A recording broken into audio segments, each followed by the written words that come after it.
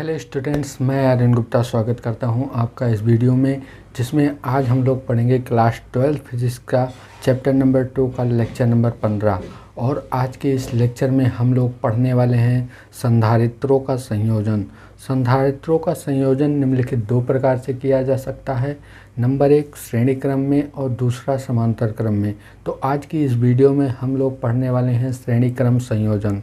Video बहुत ही important होने वाली है बच्चों। हम लोग श्रेणी क्रम संयोजन में सूत्र का निगमन करेंगे और इसके बारे में कुछ महत्वपूर्ण टॉपिक को भी जानेंगे। तो बच्चों, वीडियो देखने के बाद अगर आप लोग इसका पीडीएफ चाहते हैं तो पीडीएफ आपको हमारे टेलीग्राम चैनल पर मिलेगा, जिसका लिंक मैं नीचे आपको डिस्क्रिप्शन बॉक्स में दे दूंगा। आप वहां से जाके टेलीग्राम चैनल को ज्वाइन कर लीजिएगा और वहां से पीडीएफ आपको बिल्कुल फ्री डाउनलोड करने के लिए मिल जाएगा। बच्चों, वीडियो कैसी लगती है आप लोग ये हमें कमेंट में ज़रूर बताइएगा, और वीडियो पसंद आए तो वीडियो को लाइक कीजिएगा।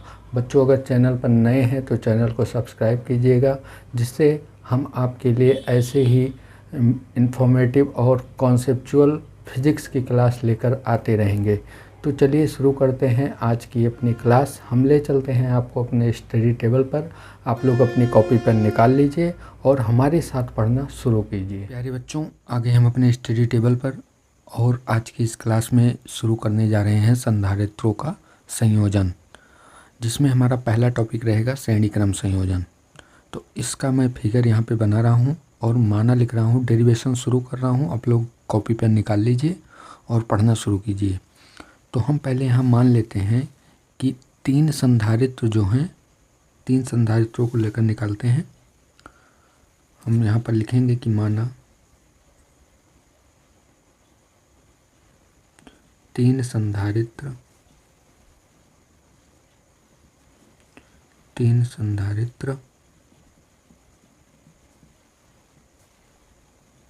C1, C2 व C3 बिंदु A व B के बीच, बिंदु A व B के बीच श्रेणी क्रम में जुड़े हैं। श्रेणी क्रम में जुड़े हैं। ठीक है। अब यहाँ पर यह हो गया माना कि माना तीन संधारित्र C1, C2 व C3 बिंदु A व B के बीच श्रेणी क्रम में जुड़े हैं। ठीक है। अब यहाँ पर हम इसका फिगर बनाते हैं। आप लोग देखिए, फिगर देखिए बच्चों। आप लोग यहाँ पर हम मान लेते हैं पहला संधारित्र है, ये हमने बना लिया पहला संधारित्र। फिर एक दूसरा संधारित्र,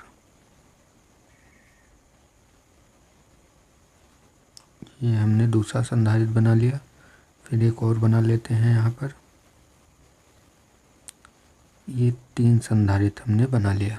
जोड़ा कैसे जाता है, हम मान लेते हैं पहला संधारित्र है C1 और ये दूसरा संधारित्र है C2 और ये C3। ठीक।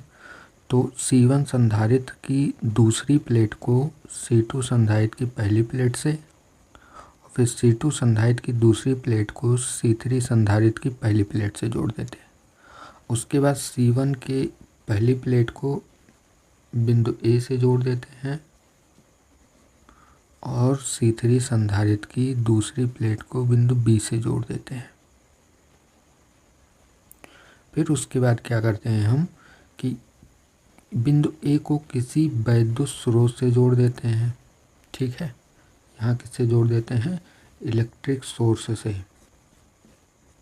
किसी इलेक्ट्रिक सोर्स से जोड़ दिया जाता है। ठीक। जिससे यहाँ पर आवेश जाए। तो इस पर यहाँ पर चूँकि इसको हमने इलेक्ट्रिक सोर्स से जोड़ा है, तो इस पहली प्लेट पर कैसा आवेश आता है, प्लस क्यू आवेश आता है। यहाँ पर मैं पेन चेंज करके लिखता हूँ। पहली प्लेट पर कैसा आवेश आता है, प्लस क्यू आवेश आ जाता है यहाँ पर। और प्रेरण के कारण इसकी दूसरी प्लेट पर कैसा आवेश आता है, माइनस क्यू आवेश आता है। ठीक। अब फिर चूँकि ये वाली प्लेट इससे जुड़ी है, ठीक है, तो इस पर प्रेरण के कारण इस पर प्लस क्यू चार्ज और इस पर माइनस क्यू चार्ज, ऐसे इसी प्रकार इस पर प्लस क्यू चार्ज और इस पर माइनस क्यू चार्ज, ठीक है। अब हम ये मान लेते हैं कि ये पहली प्लेट जो है इसका विभवांतर जो है कितना है, V1 है, इसका विभवांतर V2 है और इसका विभवांतर क्या है, V3 है। क्योंकि श्रेणी क्रम में क्या होता है, विभवांतर अलग अलग होता है, धारिता भी क्या होती है, अलग अलग होता है। लेकिन अगर इसको हम धारा प्रवाहित करेंगे तो चूँकि एक ही तार द्वारा जुड़े हैं अतः सब में एक ही धारा जाएगी, यानी आवेश क्या होगा, सबका समान होगा, केवल धारिता और विभवांतर क्या होंगे, अलग अलग होंगे। और उसके बाद जो है इसका हमने V1 मान लिया, इसका V2 मान लिया और इसका V3 मान लिया। अब यहाँ पर अगर बिंदु A व B के बीच अगर तुल्य विभवांतर देखें तो वो कितना हो जाएगा, V हो जाएगा, ठीक है। बिंदु A व B के बीच तुल्य विभवांतर अगर देखा जाए तो वो कितना हो जाएगा, V हो जाएगा, यहाँ पर हमने लिख दिया, ठीक है। समझ में आया बच्चों आप लोगों को। अब इसके बाद हम यहाँ पर डेरिवेशन करना शुरू करते हैं। यहाँ पर लिखेंगे कि यदि यही जो हमने विभवांतर V1 V2 V3 माना है इसी को हम यहाँ लिखते हैं। यदि संधारित्र की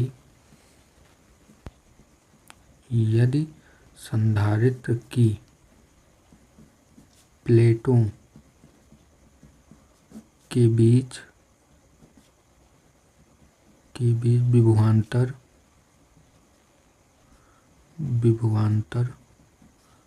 क्रमशः V1, V2 व V3 हो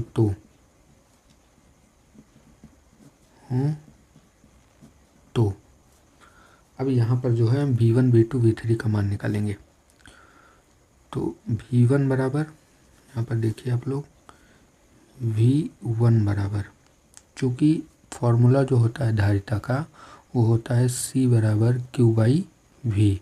अगर हम यहाँ से V का मान निकालें तो V बराबर हो जाएगा Q/C, ठीक है। यहाँ से V इधर चला जाएगा, C इधर चला आएगा, तो ऐसे अगर V1 निकालें तो ये हो जाएगा Q/C1, ठीक।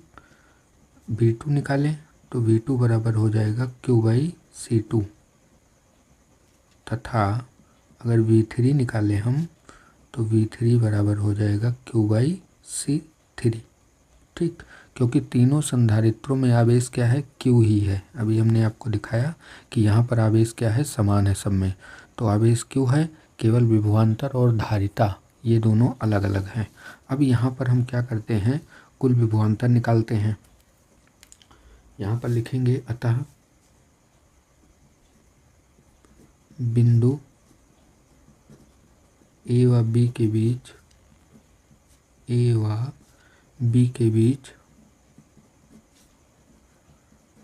कुल विभवांतर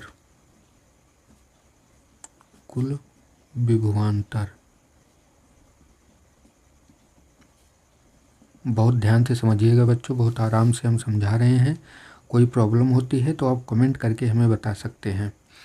तो बिंदु A व B के बीच कुल विभवांतर V बराबर क्या होगा, कुल विभवांतर हमने यहाँ फिगर में क्या माना था, V माना था यहाँ पर, ठीक है। तो यहाँ पर V बराबर क्या होगा, V1 प्लस V2 और प्लस V3, ठीक। अब यहाँ पर क्या करते हैं, हम मान रख देते हैं इसका, तो V बराबर हो जाएगा, V1 का मान है Q/C1 प्लस Q/C2 और प्लस Q/C3।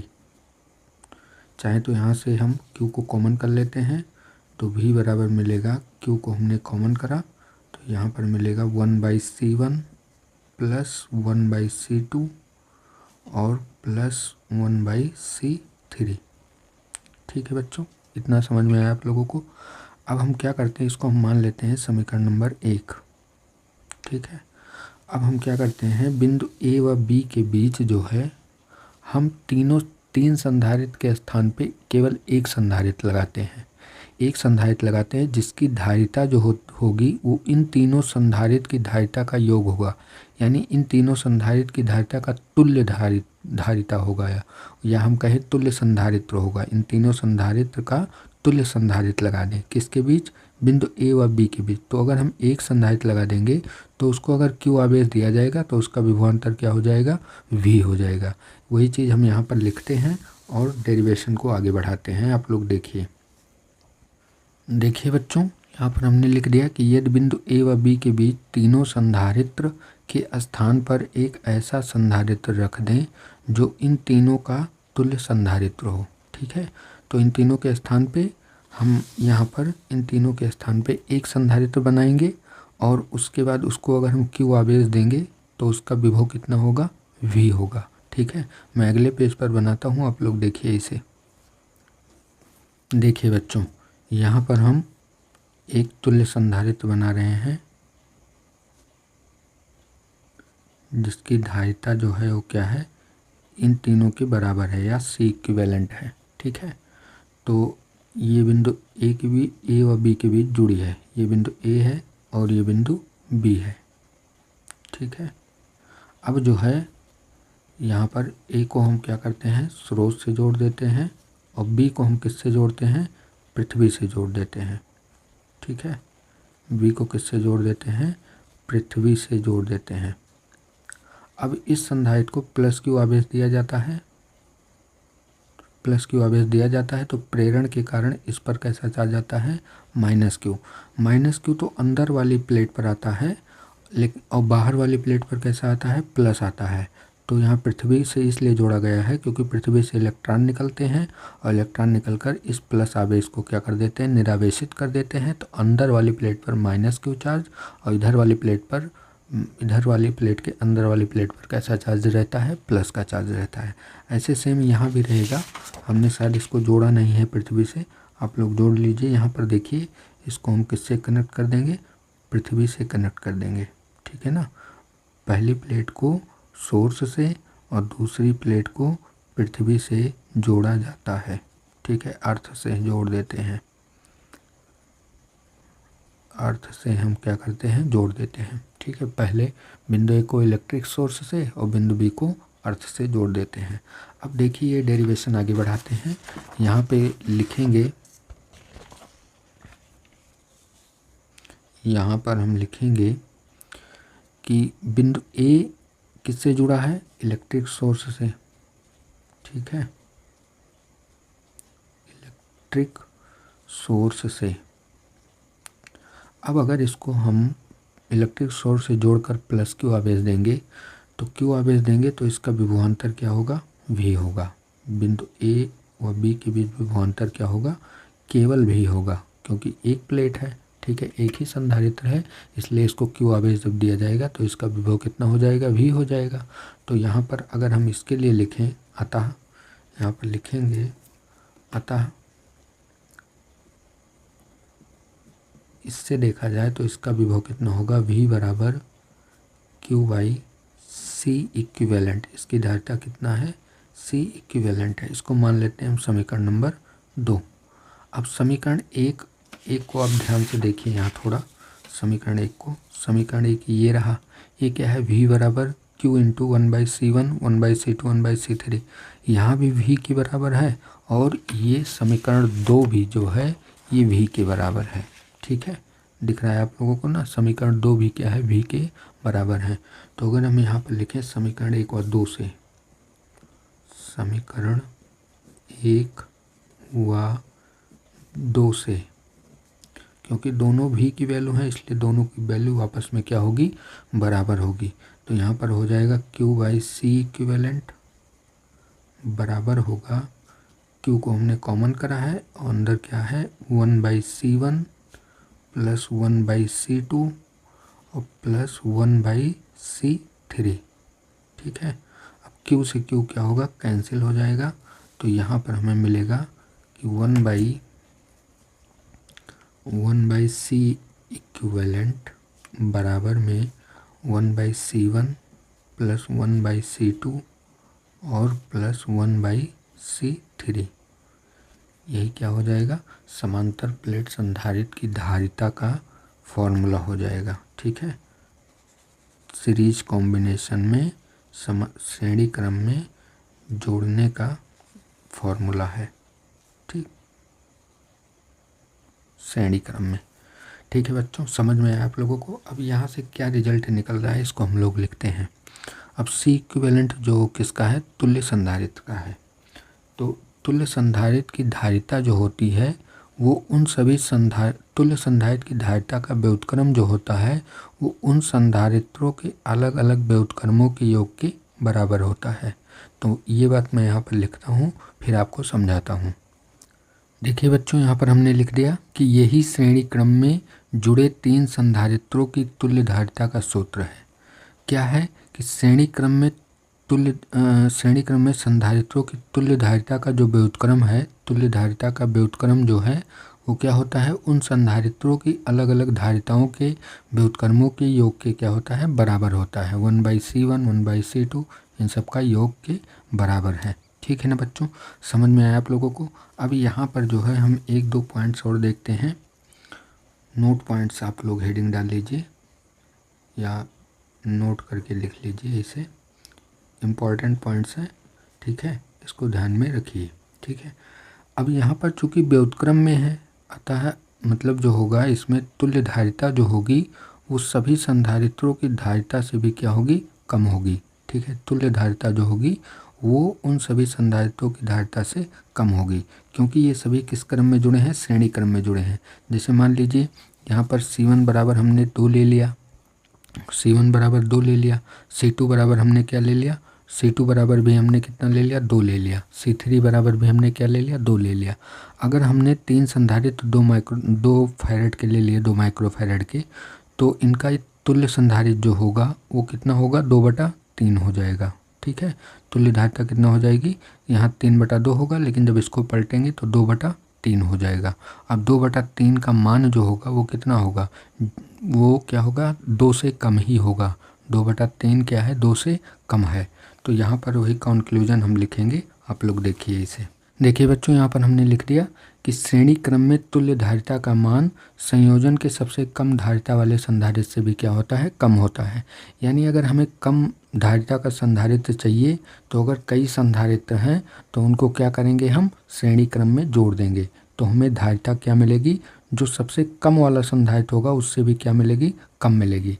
जैसे एक एग्जांपल अभी हमने आपको बताया कि एग्जांपल और समझा देते हैं आप लोगों को, कि जैसे मान लीजिए हमारे पास C1 जो है 2 माइक्रोफैरेड का है और C2 जो है वो 4 माइक्रोफैरेड का है, C3 जो है वो 6 माइक्रोफैरेड का है। ठीक है, आई बात समझ में। अब इनको अगर जोड़ेंगे हम तो ये जुड़ेगा 1/2 + 1/4 + 1/6, ऐसे जुड़ेगा। एलसीएम निकालेंगे तो एलसीएम इनका कितना आएगा, 12 आएगा। यहाँ पर 2 × 12, 4 × 3 12, 6 × 2 12, तो ये हो जाएगा आपका 11/12। लेकिन अगर तो चूँकि ये 1/C इक्विवेलेंट है, यहाँ पर अगर C इक्विवेलेंट निकालेंगे तो ये हो जाएगा आपका 12/11, और इसको भाग लगाएंगे जब हम तो ये लगभग 1.1 करके कुछ आएगा, 1.11 × 11, उसके बाद फिर 0 करके 11 9 99, 1.09 आएगा। अब ये क्या है, 1.09 इसमें तीनों में सबसे कम वाले से भी क्या है, कम है। ठीक है ना, समझ में आया। तो वही बात यहाँ पे लिखी गई है। अब देखते हैं दूसरा पॉइंट्स। दूसरा पॉइंट जो है कि जैसे अगर केवल 2 संधारित्र है, यहाँ पर लिखेंगे यदि 2 संधारित्र हैं, यदि 2 संधारित्र हैं तो उसके लिए एक आसान सा फार्मूला यहाँ पर हम लोग डिराइव करते हैं, जो आपके न्यूमेरिकल में आपको मदद करेगा सवाल लगाने में। बिल्कुल आसान सा फार्मूला है। अगर केवल 2 संधारित्र श्रेणी क्रम में जुड़े हैं तो उनकी तुल्य धारिता क्या होगी, इसको फार्मूला लगाएंगे 1/C इक्विवेलेंट बराबर में 1/C1 + 1/C2। लेकिन यहाँ पर इसको हम कैलकुलेट करते हैं थोड़ा, तो 1/C इक्विवेलेंट बराबर में इसका इधर मल्टीप्लाई, इसका इधर मल्टीप्लाई, तो इसको हम लिख सकते हैं C1 + C2 बटे में इसका इससे भी होगा तो C1 × C2। इसको हम पलट दें तो C इक्विवेलेंट जो होगा वो बराबर होगा C1 × C2 बटे C1 प्लस C2। ठीक है, बहुत ही आसान सा फार्मूला है कि अगर हमें दो संधारित्र श्रेणी क्रम में मिलते हैं तो उनकी तुल्य धारिता का फार्मूला जो है हम यही यूज करेंगे। ठीक है, यही यूज करेंगे। इससे क्या होगा, आसानी से और जल्दी भी आ जाएगा। ठीक है ना बच्चों, समझ में आया। लेकिन ये कब अप्लाई होगा, जब केवल दो संधारित्र होंगे। एक और पॉइंट बन रहा है यहाँ पर, तीसरा पॉइंट हम यहाँ पर देख लेते हैं। यहाँ पे जगह है, हम यहीं पर लिख देते हैं, आप लोग देखिए। तीसरा पॉइंट हम ये बनाते हैं कि जैसे यन संधारित्र, समान धारिता के यन संधारित्र अगर श्रेणी क्रम में जुड़े हैं तो क्या होगा, तो तुल्य धारिता क्या होगी। तो यहाँ पर लिखेंगे यदि n संधारित्र जुड़े हैं, n संधारित्र श्रेणी क्रम में जुड़े हैं, श्रेणी क्रम में जुड़े हैं,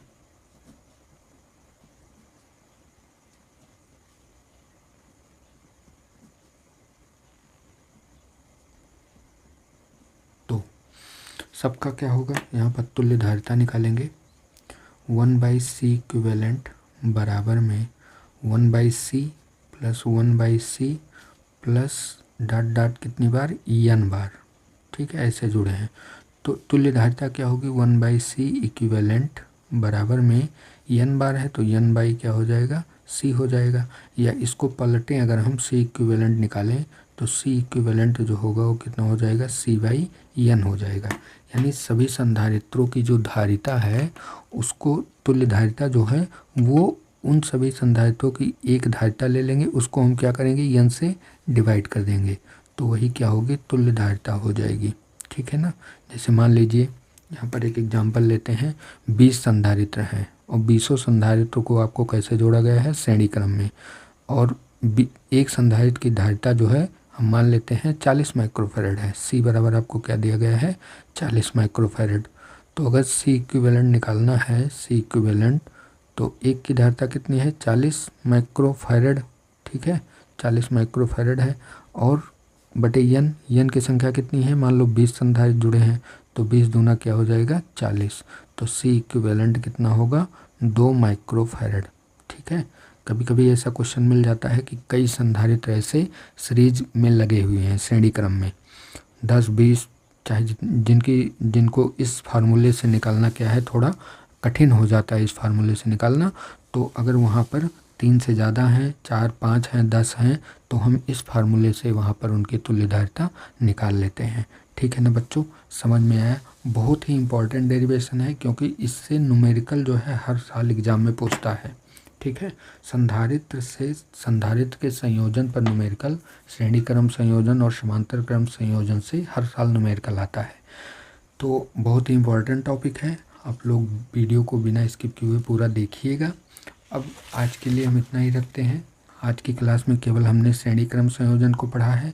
कल की क्लास में हम लोग समांतर क्रम संयोजन पढ़ेंगे, नहीं तो वीडियो बहुत लंबा हो जाएगा और आप लोग बोर हो जाते हैं अगर वीडियो लंबा हो जाता है तो इसीलिए आज की इस वीडियो में केवल श्रेणी क्रम ही रखते हैं। आगे की क्लास में हम लोग समांतर क्रम संयोजन पढ़ेंगे। बच्चों, वीडियो देखने के बाद अगर आप लोग इसका PDF चाहते हैं तो PDF आपको हमारे टेलीग्राम चैनल पर मिलेगा, जिसका लिंक मैं नीचे आपको डिस्क्रिप्शन बॉक्स में दे दूंगा। वहाँ पर बिल्कुल फ्री डाउनलोड कर सकते हैं, उसका कोई भी चार्ज नहीं देना होगा। बस आप लोग अपना प्यार और सपोर्ट अगर बनाए रखेंगे तो हम इसी तरह आपके लिए क्लास लेकर आते रहेंगे। वीडियो पसंद आई है तो वीडियो को लाइक कीजिएगा और अपने दोस्तों में इसे शेयर कीजिएगा और कमेंट करके हमें ज़रूर बताइएगा कि आपको वीडियो कैसी लगी। अगर आप हमारे चैनल पर नए हैं तो चैनल को सब्सक्राइब भी कर लीजिएगा। मिलते हैं कल की क्लास में, तब तक के लिए बाय बाय, टेक केयर, जय हिंद।